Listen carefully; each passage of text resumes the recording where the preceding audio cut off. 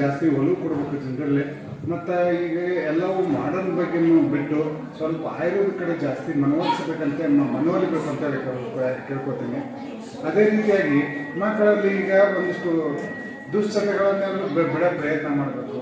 ಈಗೆಲ್ಲ ಅದರಲ್ಲಿ ತಂದೆ ತಾಯಿಗಳ ಕರ್ತವ್ಯ ಸಹಿತ ಇರ್ತೈತಿ. ಯಾಕಂದರೆ ಈಗ ಒಬ್ಬ ತಂದೆ ಈಗ ತಾಯಿನ ಒಂದು ತನ್ನ ಚಿಕ್ಕಕ್ಕಾಗಿ ಒಂದೇ ಎಕ್ಸಾಂಪಲ್ ಹೇಳ್ಬೇಕಂದ್ರೆ ತನ್ನ ಒಂದು ಧೂಮಪಾನ ಕೆಟ್ಟ ಚಟಕ್ಕೆ ಮಕ್ಕಳನ್ನ ಕಳಿಸ್ತಿರ್ತಾನೆ.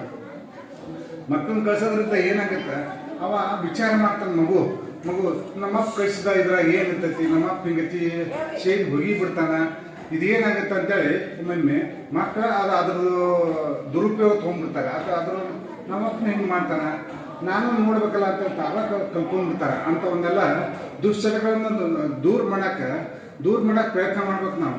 ಆಯುರ್ವೇದವು 2 ಸಂಸ್ಕೃತ ಪದಗಳನ್ನು ಒಳಗೊಂಡಿದೆ.